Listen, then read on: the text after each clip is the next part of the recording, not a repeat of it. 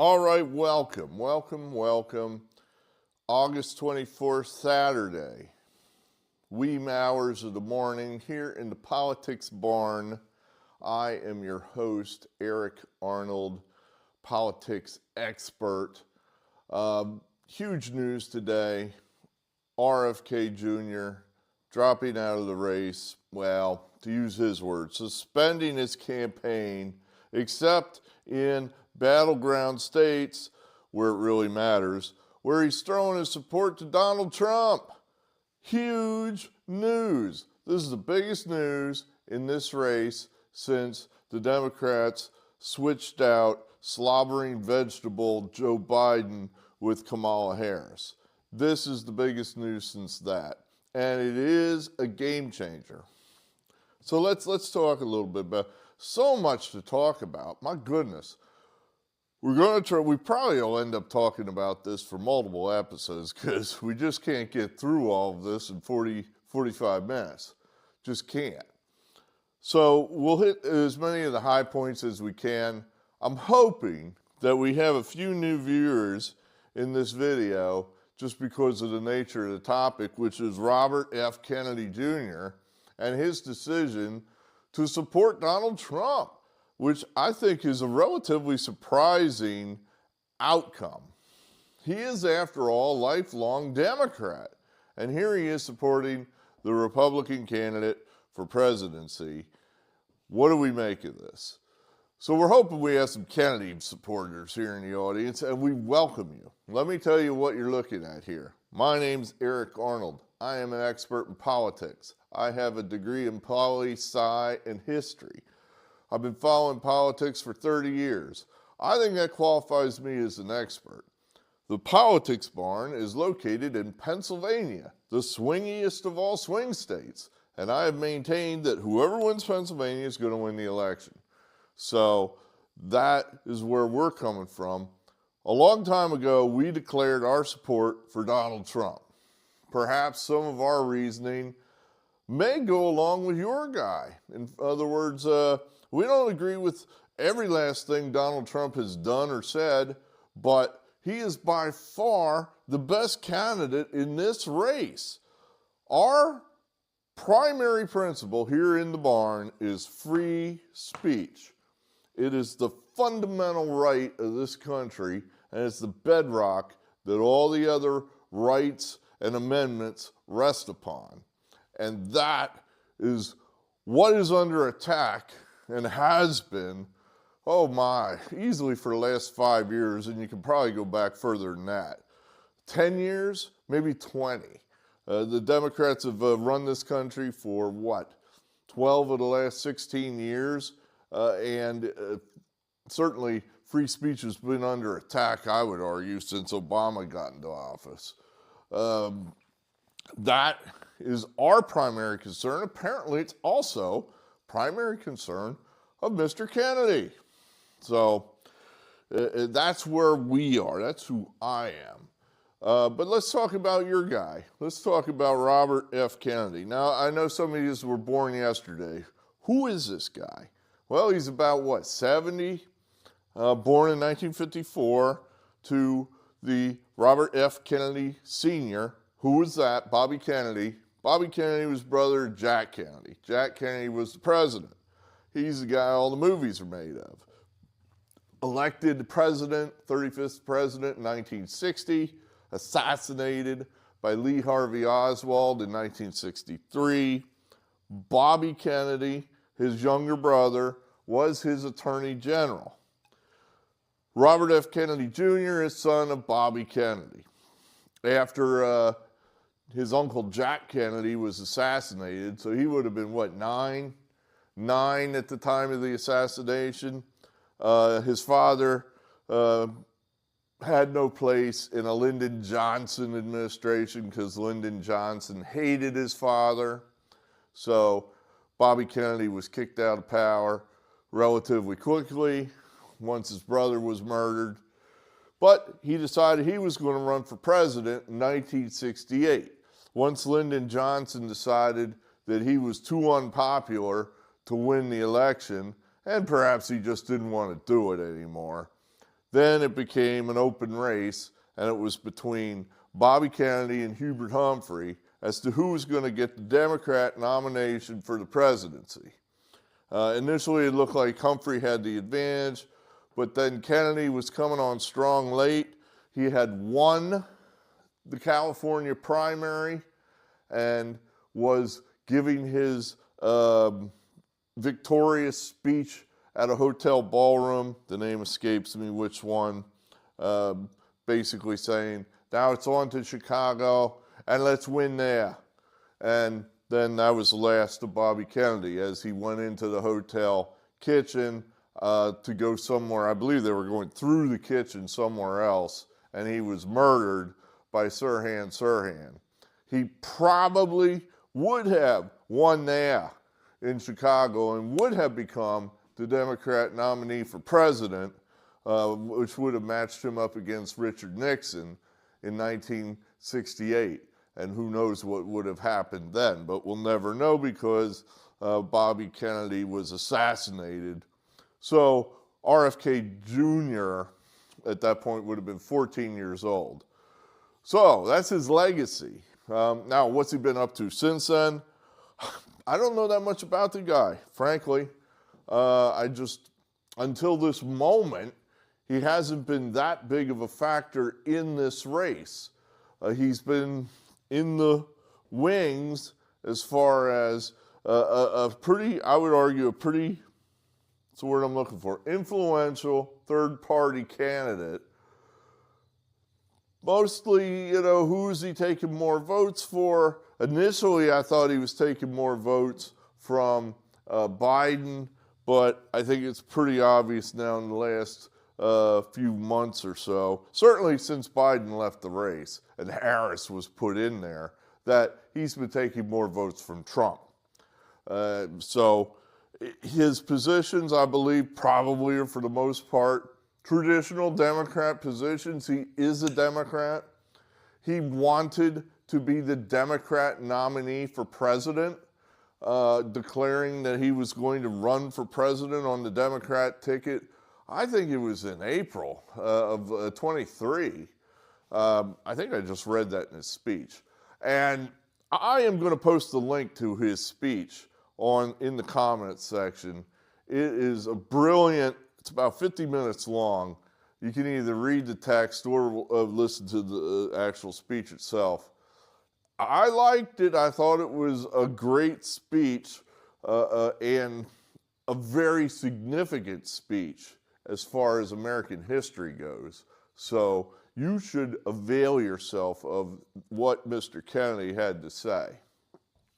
And I want to talk about that a little more here in a minute. The Democrat machine was not going to have any competition to President Biden. They just weren't going to have it. So they just froze him out. They just said, we're not going to let you play. You're not allowed to be on the ballots. We're going to have a media blackout. You're not going to be able to get any money. You're not going to be able to get your message out. Well, Kennedy figured this out pretty early and dropped out in October and decided to run as an independent, thinking he could get his message out better as an independent rather than trying to climb up an invisible rope running against the president when all the Democrat media, which is where you got to be if you're going to win a Democrat primary. I mean, it's no point showing up on Fox News, who might have you on as a Democrat candidate, when all the Democrats watch ABC, NBC, CBS, MSNBC, and they won't let you go on. So, he says, well, I'm stuck here. I guess I'll have to go be an independent. So that's what he did. He hasn't gotten much traction, largely, again, because he's been completely 100% censored. And now his conclusion is that he cannot win the presidency, and he doesn't like that idea, and he particularly doesn't like the idea of Kamala Harris winning the presidency. So he's supporting Donald Trump. So Donald Trump is going to give this guy what he wants, which is a cabinet position, and I believe it's the Health and Human Services Secretaryship, if that's a word, Secretary of the Health and Human Services, so he can attack his pet issue of chronic disease. We could do a whole episode, and I think we will, basically on what Mr. Kennedy thinks the issue is there with chronic disease. Largely because he's been silenced by the media. I don't know much about it. And I want to know more because it certainly sounds like it's an important issue. In a nutshell, he believes the country is getting sicker and sicker, something that I believe too. Just looking around, you can just see sickly kids, fat people everywhere. Hey, I mean, I'm not blaming anybody. I'm fat. I did this to myself. I did this through age. I never used to look this way. I used to be in shape when I was younger. I intend to be in shape again, if you can believe that. Believe that, don't believe that, but I'm going to do it. I pledge to you here and now that I am not going to die at 285 pounds. We're going to drop this weight, we're going to get back in shape, and we're going to go from there. But I do believe he is on to something when America's health sucks and people are dying way too soon. It's costing the nation a fortune to care for these sickly people. And what's causing it? Well, he has an answer. He says it's bad food, more or less. So this is an interesting idea that he has to fix a major problem in this country that most of us kind of sort of knows there, but we didn't know there was a solution. He says there is. So I want to hear more. I want to take you to his speech here and read some of it's 50 minutes long, and this episode will last forever if I read the whole thing. So I'm just going to try to hit some of the high points. He basically walks you through his history with trying to run for president and the fact that he's been shut out completely, which is, as he says, basically he's been censored. And he has.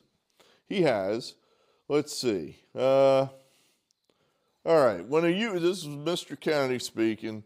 When a U.S. president colludes with or outright coerces media companies to censor political speech, it's an attack on our most sacred right of free expression.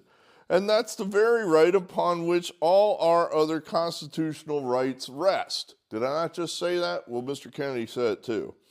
President Biden mocked Vladimir Putin's 88% landslide in the Russian elections, observing that Putin and his party controlled the Russian press and that Putin prevented serious opponents from appearing on the ballot. But here in America, the DNC also prevented opponents from appearing on the ballot, and our television networks exposed themselves as Democrat Party organs. Over the course of more than a year in my campaign, where my poll numbers reached at times into the high 20s, the DNC-allied mainstream media networks maintained a near-perfect embargo on interviews with me. During his 10-month presidential campaign in 1992, Ross Perot gave 34 interviews on mainstream networks.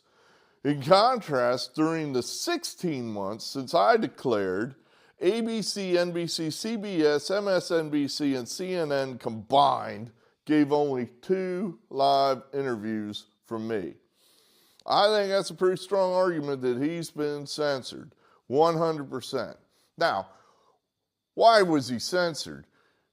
Mr. Kennedy has come to prominence, and what I think spurred him to run for president. He's been basically, I think, an environmental lawyer for, I guess, the last 20 years he has been. I don't know he's ever held any serious political office.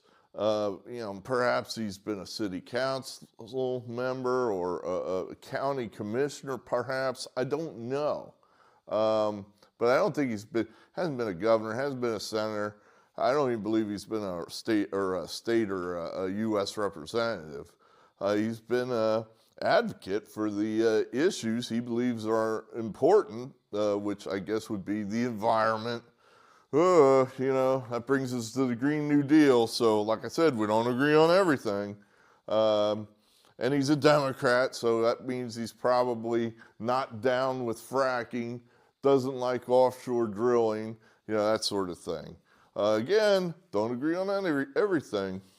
But he was right on target during the lockdowns, during the pandemic. He was one of the people, one of the truth tellers out there saying, this is insane. We're giving up our most valued basic rights because the government tells us this is the new normal? Based on what? These assholes are making this up as they go along. This is not right. When do we get our rights back? You can't just say there's an emergency and tear up the Bill of Rights and say, we'll let you know when the emergency's up. Until then, sit down and shut up. This is not America. And he was right about that, as we were here in the barn. Furthermore, he was pointing out that a lot of what these guys are telling you is not right, is not accurate, that the treatments they're telling you don't work. The vaccinations they're telling you that are so perfect are not that perfect, and they're not that foolproof and have side effects that may be dangerous. But he was completely censored based on, that sort of thing, as we were here in the barn. You couldn't even mention certain things like, I don't know if I want that booster shot. They did take down one of my videos because I said that. I was censored. He is censored. He doesn't like that. He recognizes that that's attack on American values, some of the most sacred values that we have. So that's where he gained a lot of notoriety across political aisles, if you will, that a lot of conservatives were the ones going, hey, these lockdowns are totally wrong. When Trump was doing it, some of the people were like, well, I guess this is what we got to do. A lot of people, though, on our side of the aisle was like, Trump's wrong on this. This sucks. This should not be happening. And Trump did not behave greatly in the pandemic. It's probably his biggest failing, probably cost him the presidency. But he certainly was more on point than the Democrats who just took Trump's mistakes and doubled down on them just because they like the power. They like being able to control people. It basically was a test for them to see, what can we make these people do? How long can we maintain our control of them so in the future when we need to do it again, we have some idea, some benchmark that we can go back to and say, okay, we can make them do this, they'll do that if we tell them to. That could be a bridge too far, but we definitely can make them do X, Y, and Z because they've done it before. They're conditioned. They're conditioned to do that sort of thing. They'll bend over and take it. So that was what the Democrats were doing during the pandemic. Kennedy said it was wrong. He was right. And he gained street cred enough that he felt he could run for president on other issues which he feels is important, such as this chronic disease, which we mentioned just a minute ago. All right. Networks run. All right. So he talks about the censorship that he's endured. He mentions the lawfare that he's endured, where anywhere he tried to get on the ballot, the Democrats rushed to court with 100 lawyers in front of favorable Democrat judges, which would always rule that Kennedy had to meet impossible standards to get on ballots. He also mentioned that Donald Trump has been subjected to a lot of the same lawfare which is now incorrectly, illegally, criminally trying to put Donald Trump in jail. If that isn't the most basic corruption of an election process, I don't know what is. I guess assassinating him. I guess that would be more of a corrupted process than putting him in jail. They certainly have generated the hatred in this country that would enable a 20-year-old to think, yeah, I guess it's okay to take a shot at Donald Trump. In fact, I know a lot of people are going to make me a hero for doing that. So I blame the Democrats, politicians, 100% for ginning up the hatred against Donald Trump. They own that assassination attempt. 100%. They own it. All right, back to Kennedy. So he's pointing out correctly that he has also been a victim of this ridiculous lawfare that the Democrats have waged against him to try to prevent him from winning their nomination. Now, this is what's totally and completely ironic, is that had the media played fairly, as he mentions early in his speech, that he believes he could have won had he still been living in a land that his father and his uncle lived in, where the media probably would have treated both sides fairly, would have asked honest questions of President Biden, would have forced President Biden to speak to the people. As we all know, President Biden has been hidden largely up until the debate with Donald Trump, and then suddenly that it became the media's interest, if you will. For 2-3 weeks they did their job and showed what, of course, we all knew here in the barn, that Joe Biden is a slobbering vegetable. We've said it again and again and again here in the barn. We've said it for years. The media said we were wrong. The media said, no, you're not telling the truth. You're lying. Joe Biden is not a slobbering vegetable. Joe Biden is a with-it, snappy decision maker who's running rings around his younger staffers and the younger people up on the Hill. Joe Biden is the greatest president we've ever had. And of course we said that's all lies. We know that's lies. No one listened to us. Well, then we were shown to be telling you the truth, and they were shown to be the liars. And RFK Jr. is probably saying to himself, I could have won. Had you guys covered this race fairly, people would have seen Biden as the fool that he is and would have said, we can't do this. Yes, RFK, let's put him in there as our nominee. He very well could have won had the process been American, had it been traditional, had it been fair. But it wasn't. And he is pointing out the fact that we no longer have a fair country as far as the media goes. It's censorship 100%. It's Soviet-esque. What else? Oh, here we go. This is a good line here from him. The media justifies their censorship on grounds of combating misinformation, but governments and oppressors don't censor lies. They don't fear lies. They fear the truth, and that's what they censor. There you go, RFK. You sing it, because he's 100% right. All right, many months ago, this is RFK. This is a good part. This is a part that we Trump people like. Many months ago, I promised the American people that I would withdraw from the race if I became a spoiler. A spoiler is someone who will alter the outcome of the election but has no chance of winning. In my heart, I no longer believe that I have a realistic path to electoral victory in the face of this relentless systematic censorship and media control.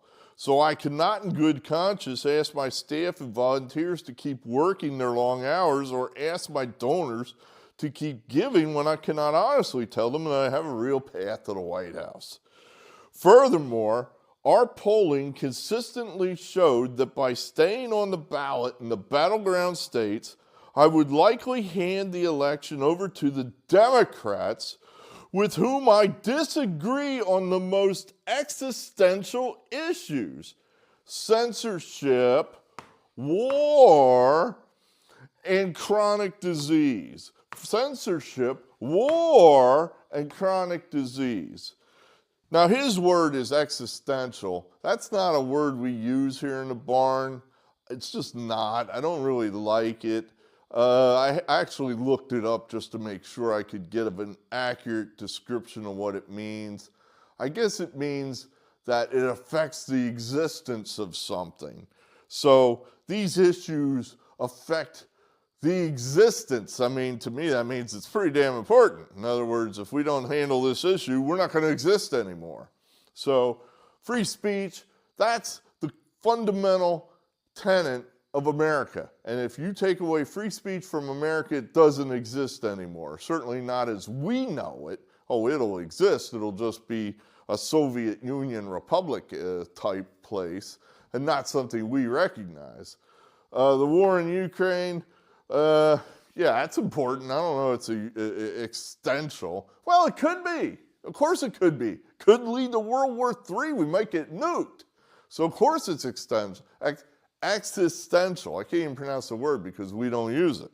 Existential. Of course it's existential. We might get nuked if that war gets out of control. And then chronic disease, where our younger generations are so sickly that they're dying off at 60. So yeah, sure, absolutely. But that is what he's saying is, I don't agree with Donald Trump on a bunch of this stuff. Notice he didn't say climate change is an existential threat, or banning fracking, or raising taxes on the rich. These were his items, and these are the items that he is in lockstep with Donald Trump, not Kamala Harris, the Democrat. So there, I just think that's remarkable right there. All right, he goes on. I want everyone to know that I'm not terminating my campaign. I am simply suspending it and not ending it. My name will remain on the ballot in most states. If you live in a blue state, you can vote for me without harming or helping President Trump or Vice President Harris. In red states, the same will apply. I encourage you to vote for me. And then he's got a scenario here where he still might win. And if enough of you do vote for me, and I'm not sure what has to happen here, but he basically says, and if enough of you do vote for me, and I don't know how much that is, but, and neither of the major party candidates win 270 votes, which is quite possible. In fact, today our polling shows them tying at 269 to 269. I could conceivably still end up in the White House in a contingent election. And then maybe 6 people in the audience went, yeah, which it's like, well, all right. I think it's, so you're saying there's a chance. Yeah, the great line from Dumb and Dumber. All right, back to Mr. Kennedy.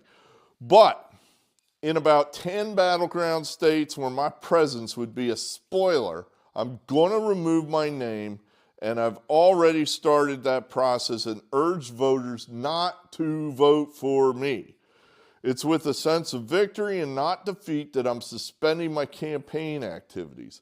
Not only did we do the impossible by collecting 1 million signatures, but we changed the national political conversation forever. Chronic disease, free speech, government corruption, breaking our addiction to war have moved to the center of politics. I can say to all of you who've worked so hard in the last year and a half, thank you for a job well done. 3 great causes drove me to enter this race in the first place, and these are the principal causes that persuaded me to leave the Democratic Party and run as an independent, and now throw my support to President Trump. The causes were free speech, war in the Ukraine, and the war on our children. There it is. He's telling his people, this is what I agree with Donald Trump. These are the most important issues to me. Trump agrees with me. And Harris doesn't.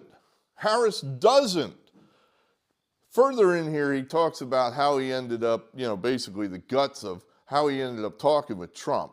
He mentions a person named Callie Means, who is a chronic disease person, somebody that's their issue. That was the go-between who connected Kennedy with Trump.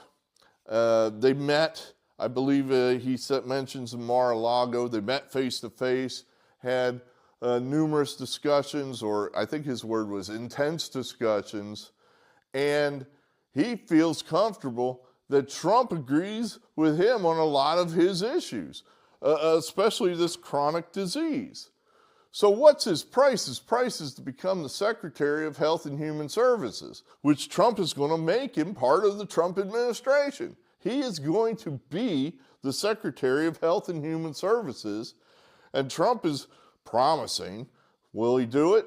I think he will. Honestly, I do. I think he's going to give him a free hand to go ahead and take a shot at this chronic disease. These mass companies, big ag, as Kennedy terms it, big pharma, big food, if there is such a thing, these are not real contributors to the Trump campaign. So they really don't have, Trump isn't beholden to them.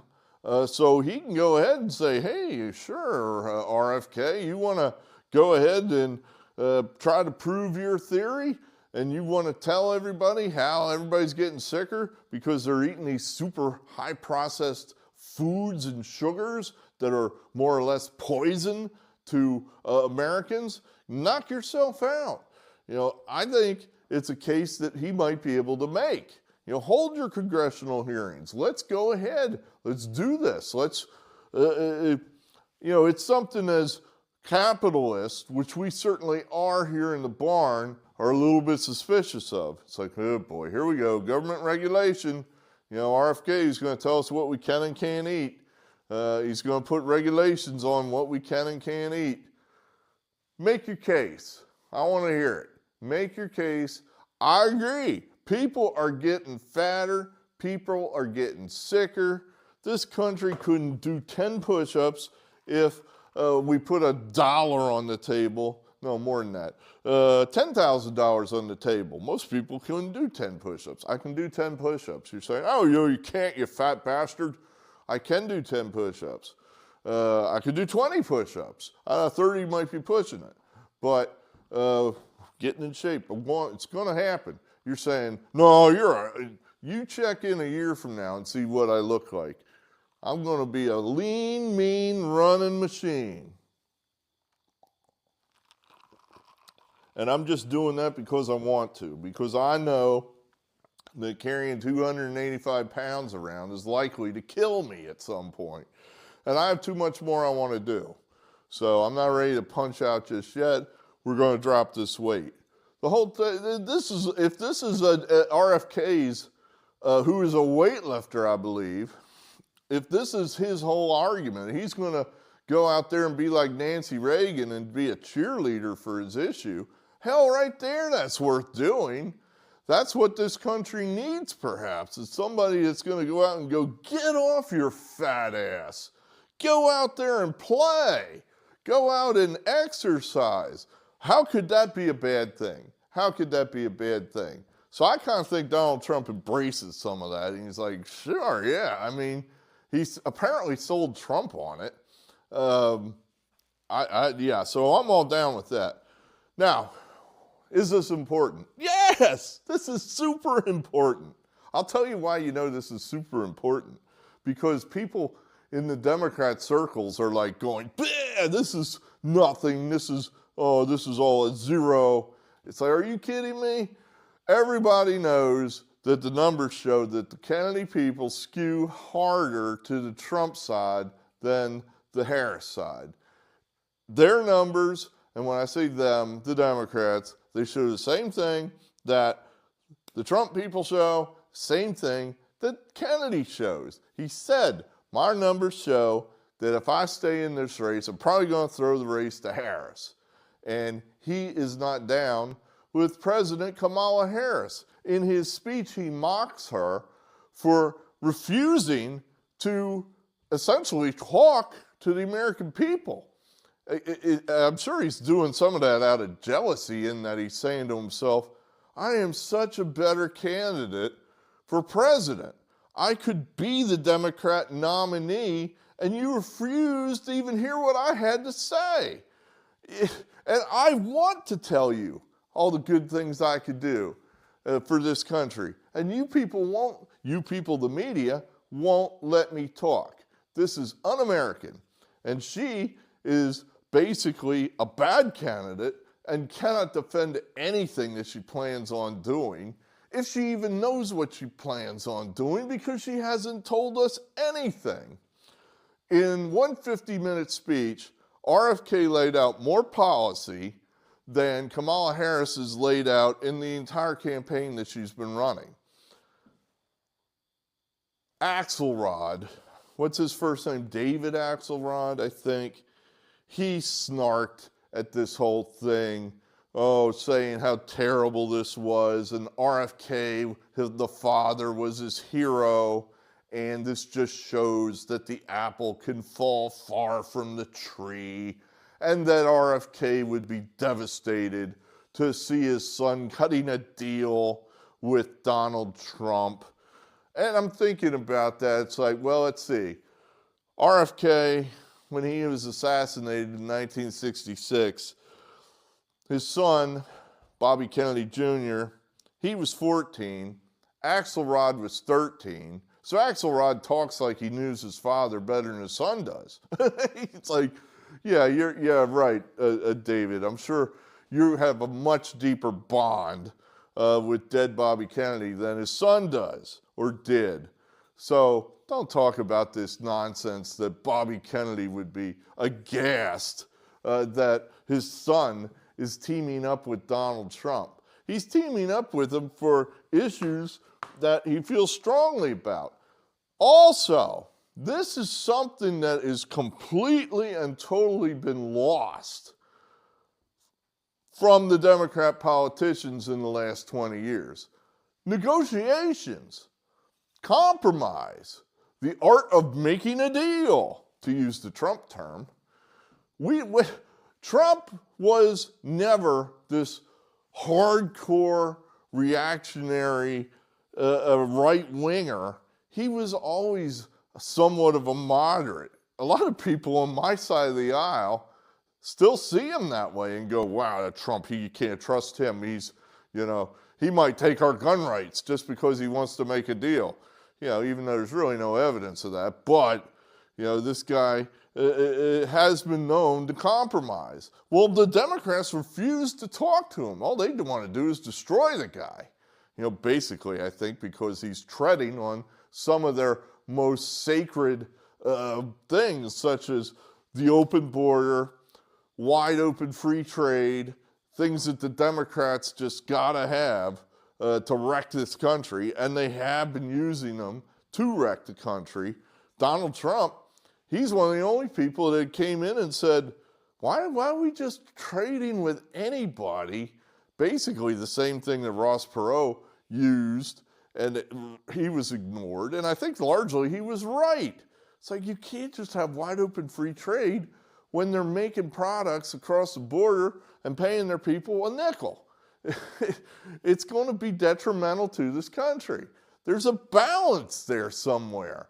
We haven't even attempted to find that balance.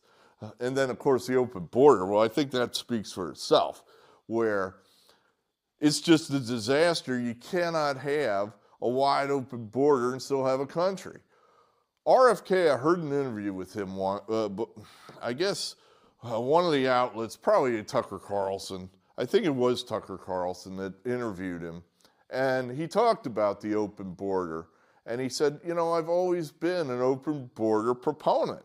I never saw the value in restricting who comes into this country. I went down there. he says. This is Kennedy. And I changed my mind. It's chaos down there. It's a humanitarian disaster.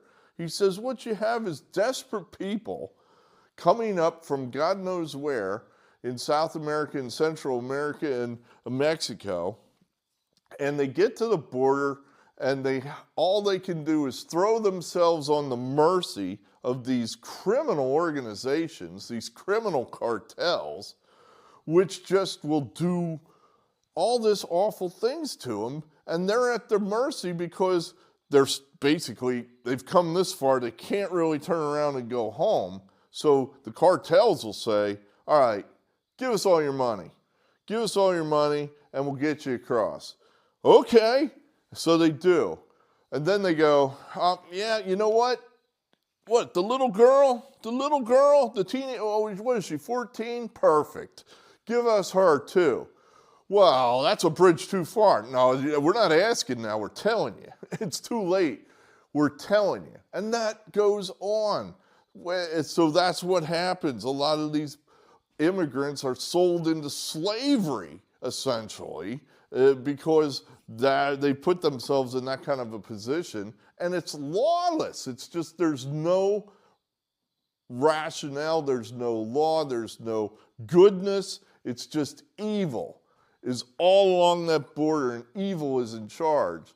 And evil takes advantage of these desperate people that have put themselves in this bad situation. Should they have known better? Yeah, they absolutely should have known better. But, I guess when you tell yourself that up there is the land of rainbows and sunshine, and you refuse to take responsibility for what's going on in your own backyard, maybe you're just so desperate you'll try anything.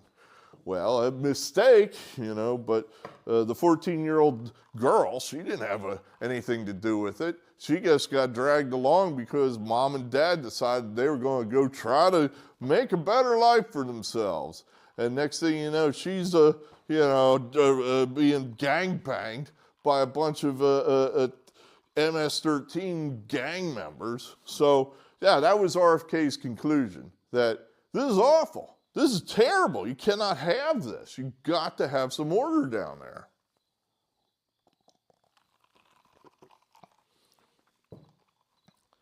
This is a game changer. I looked at the numbers as far as what the current polling averages are and what percentage are saying they would vote for Kennedy.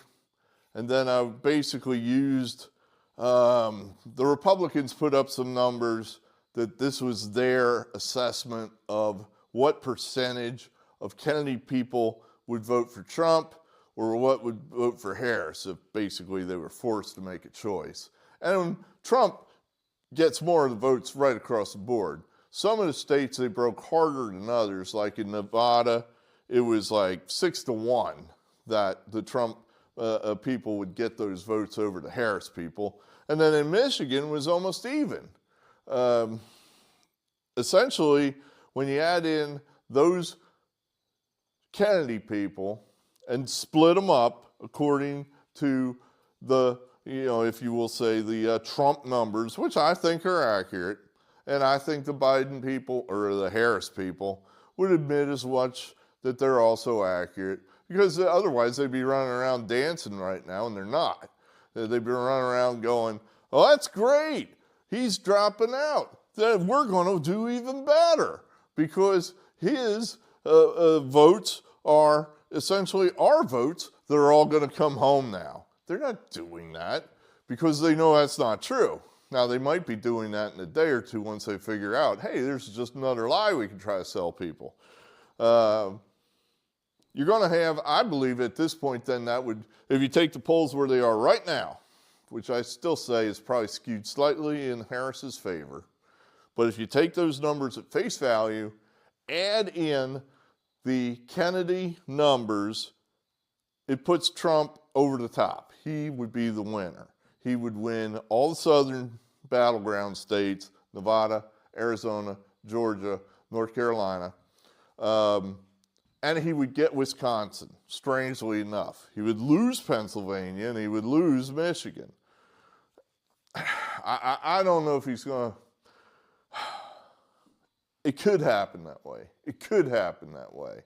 I'm hoping that Trump has more in the tank. In other words, Harris is hiding. The more she hides, sooner or later, she's going to get smoked out. Or the American people are going to get tired of her hiding and hold it against her. So she's hiding because her policies are bad. She's a poor public speaker. She's not able to defend her record or her policies. And so she's kind of in a catch-22. In other words, she's going to try to extend this honeymoon all the way through the election, and I don't think she's going to be able to do it. At some point, the American people are going to start, when Trump makes it a deal, and when he starts saying every day, 37 days, 39 days, 40 days, 50 days, she won't talk. Is that who you want to be your president? Some hidden figure that can't delineate, can't describe, can't defend what her policies are, if she even has any? That's going to land. At some point, that'll land. So she's going to have to, at some point, either take the hit on that, or she's going to have to come out and speak. And if she was any good at that, she would have done it already. So I think there's a catch-22 there for Harris. She, I believe, is the most popular she's going to be right now. And she's only going to get more unpopular. She's going to get more unpopular from here on in. That's what I'm hoping. I mean, I actually believe this, I'm not bullshitting you. You new people, you Kennedy people, I always try to tell you the truth here in the barn. If I'm feeling pessimistic, I tell you I'm feeling pessimistic. If I feel sad, I feel like we're going to lose, then that's what I tell you. I don't know we're going to win. This makes me feel a lot better that we're going to win. I think the chances right now are probably 55-45 we win. That's not great. That's not great at all. Donald Trump needs to do more. He has got to do more. He has got to be good.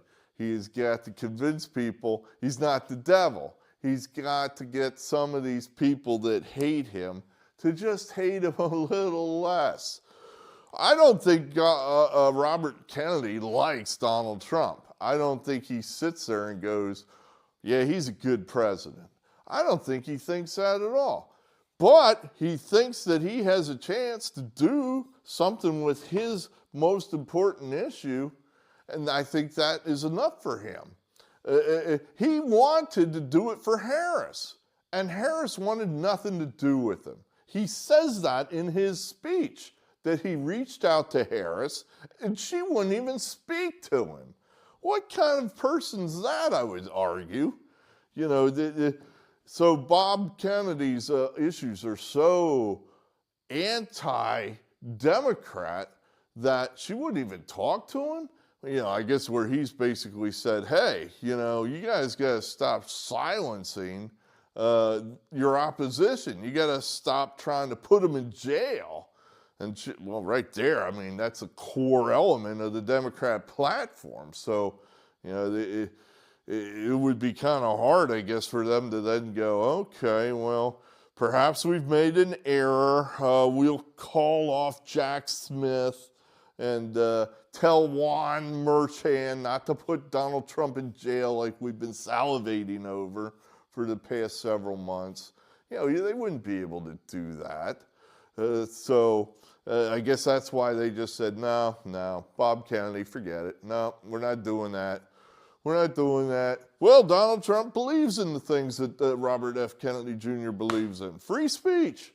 He believes in free speech. And so do we here in the barn. So do we. Hey, we're going to talk more about this. I want to talk more about this chronic disease, because I think that's an interesting issue now that Mr. Kennedy's bringing to the table. And I'm going to read some more about this. Cali Means. Apparently there's a very good interview with this man. I believe it's a man, Cali. I don't know. I don't know the person, so I'm guessing. With Tucker Carlson. Tucker Carlson interviews Cali Means. So let's listen to that interview, and that'll tell us a lot about what Robert F. Kennedy Jr.'s pet issue is. Why is he making a deal with Donald Trump? Is it a deal that we should feel comfortable with? I think it probably is something we should feel comfortable with. It's, well, look, we need the Kennedy people. We need you. My God, we need you. This is an important election. This is a guy that's breaking with everything that he has held dear because he thinks it's that important. That it's that important that Trump defeat Kamala Harris. I don't know how the guy could speak more clearly to his followers than that. It's like, this is what I believe in. Don't disappoint me or throw me over now. This is where we're going. Help me. Help us. Help us, Kennedy people. Help us. Big tent. We're the party of common sense. Our kids are eating poison? Well, let's do something about it. Common sense. Let's do something about it. Hey, I'm Eric Arnold. I believe in free speech. We'll speak again.